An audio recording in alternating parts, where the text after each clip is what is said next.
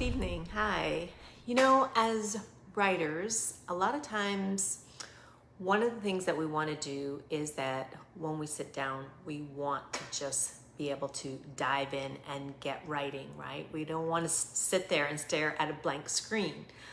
What I'm doing today is I am sharing with you how to create a productive writing space so that when you sit down to write, you're ready to get cracking.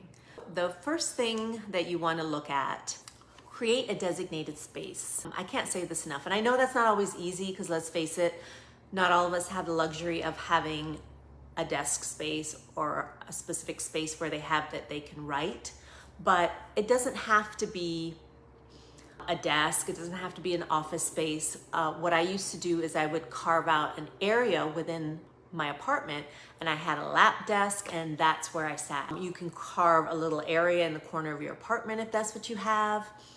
It's all about just creating and designating that space so that it's just for your writing. So when you go and sit in that space, you know that that's what it's for. Because a lot of times if we try to sit at the dining room table or somewhere else, that might not work. And if you're having trouble writing in the spaces where you're at, that might be the reason why. You just need to change and find a different writing space. The next thing you want to do, and I know this sounds like whenever I say it, everybody's like, what? It's so simple.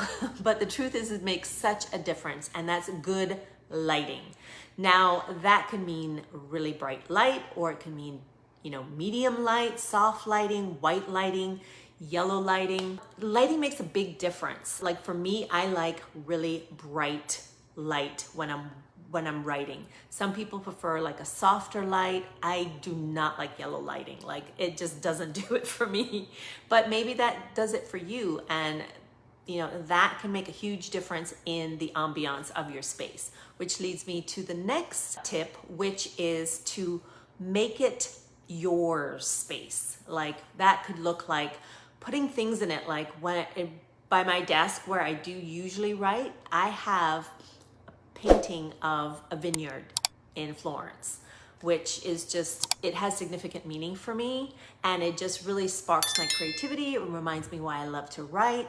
So just bringing in little things like that, and it doesn't have to be anything crazy. It could be something as simple as like your favorite coffee mug, or colorful pens or highlighters. It's just something that sparks your creativity and just makes the space yours, and it makes it welcoming and just inviting, basically.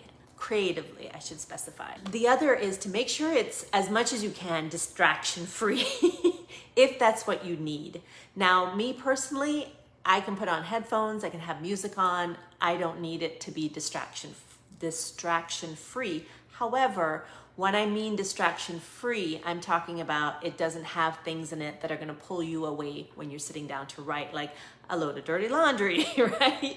Or something like that is going to make you want to focus on that instead of writing, is what I mean by distraction free. For others, it could be that it is in a space where, away from where your family usually hangs out, so that people aren't going to come and disturb you. So that's what distraction free could mean for you. So it just really depends on your situation and what is going to help you write. If you need it quiet and no distractions, so you aren't tempted to focus on something else besides writing. The next thing is that it has your tools for writing. Like for instance, I have a little Ziploc bag, or not a Ziploc bag, a zip bag that I use. It's a really nice black one where I carry all my favorite highlighters, pens, erasers, all those things. I carry that with me everywhere so that whenever I am writing, I have that.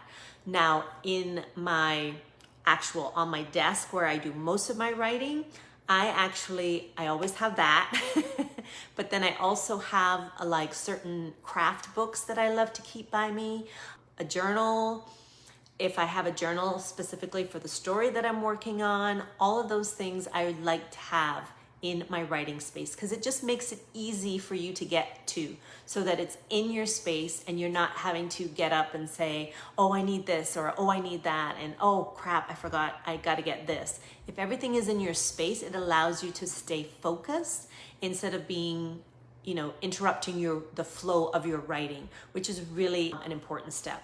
And this could also look like having your snacks if that's what you need when you're writing, right? For me, I like to have a big jug of water.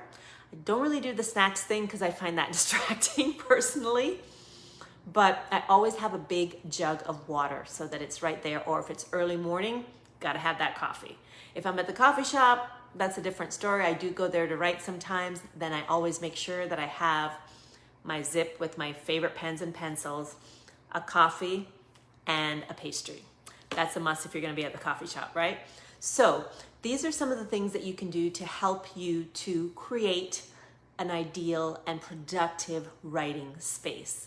So what about you? I'd love to hear if you have tools, things in your area that really help you to be productive, because I'm always looking for new ideas of how to be productive myself. So if you have anything, I'd love for you to share them in the comments. It could be helpful to other people as well, or other writers as well too, who may be struggling with how to create a productive writing space.